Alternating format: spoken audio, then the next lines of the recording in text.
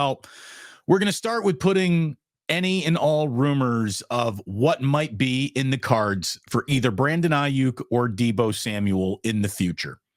2024 is officially here. 2024 means these guys are officially going to be on the team.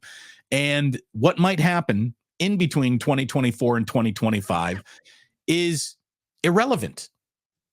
All that matters now for the San Francisco 49ers is winning the Super Bowl in 2024.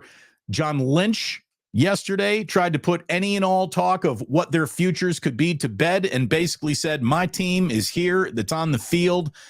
And I'm going to tell you right now that both Brandon Ayuk and Deebo Samuel are big boys. And as they are entering big pay arena, they know that there are consequences that come with that, consequences that can put you on one franchise and on to another.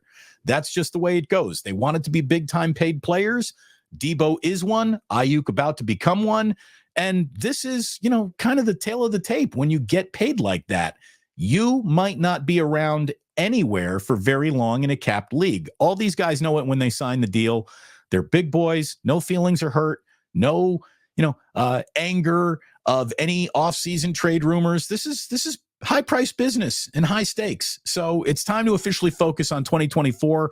And the 49ers, I believe, are better for it having Deebo Samuel and Brandon Ayuk. I'm really glad that neither guy got traded. Yeah, and yet, let's not push too far back. And, there's people out there be like, it was all a media creation. No, it wasn't. They actually shopped both guys. They made phone calls around the league, finding out what they could get in return for both guys. But, excuse me, now they're in the mode of they've added Jacob Cowing.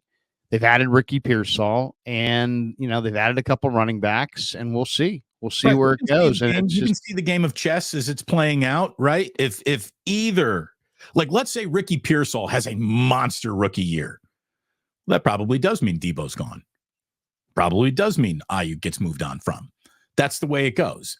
Well, I don't know about Ayuk, because Ayuk sounds like they want to have a long-term relationship with. So it sounds like, they're trying to get a long-term deal done with him, where Deebo is going into the last year where he has guaranteed money on his deal. So he probably is going to be gone at the end of the year.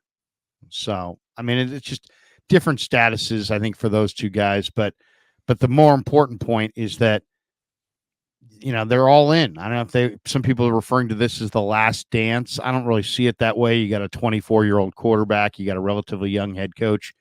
But it may be the last time for Deebo and Trent and a couple of these guys. No doubt. It's the last time we're going to see them go to war quite like this, with the team as full of talent at every single level.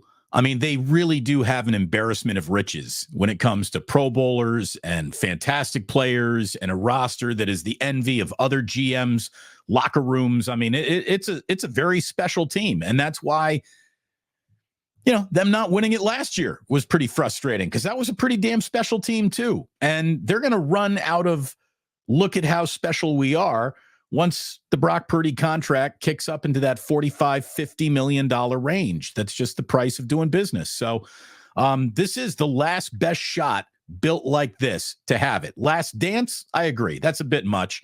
And to say last dance, that's to suggest that you've actually danced the dance of victory before.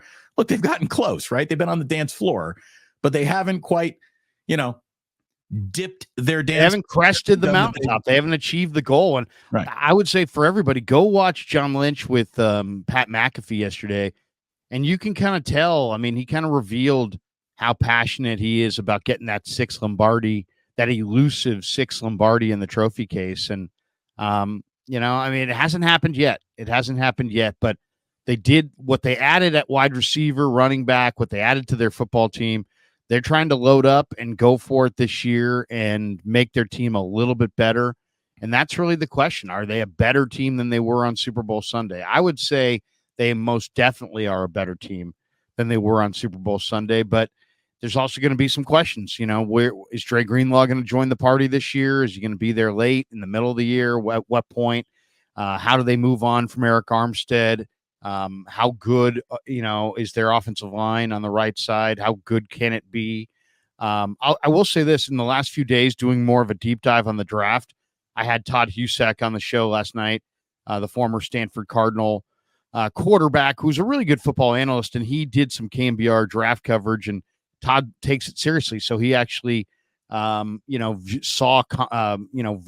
all the film of the top 100 candidates or so, and then reviewed all the film of the guys the Niners took. And he actually really likes some of those offensive linemen, including Drake Nugent, the former Stanford and Michigan star. And he really likes the Jarrett Kingston pick from USC. He thinks Kingston is going to step in and maybe be ready to play right away. So that was the pick that I was not crazy about.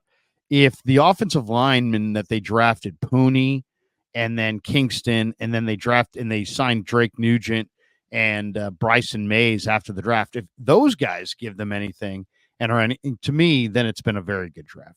And look, those guys are coming in to compete, right? That's what they drafted them for. Competition sometimes means, you fall back in the depth chart, new guy, you're it. So we'll see what happens. We'll see what happens. It's going to be, I think, a tough offensive line to crack. I really do. I think it's going to be harder than a lot of fans assume it will be. They just see weak spots, and they assume that weak spots are the exact same way that their coaches are evaluating these players. They're not.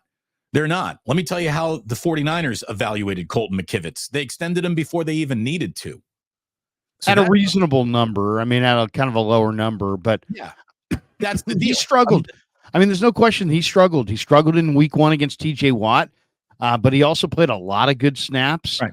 And Lynch expressed it. He's like, hey, obviously they love Trent. They feel good about McKivitz, and they like Jalen Moore as their swing tackle. So they didn't see the urgency at offensive tackle, or if they did, they weren't in position to get a player that they felt could help. But even if they bolstered the interior, if Nugent or Mays or, Pooney or, Kingston, if any of these guys can step in and contribute inside, they've still bolstered the middle there in front of Brock Purdy, and that's a good thing.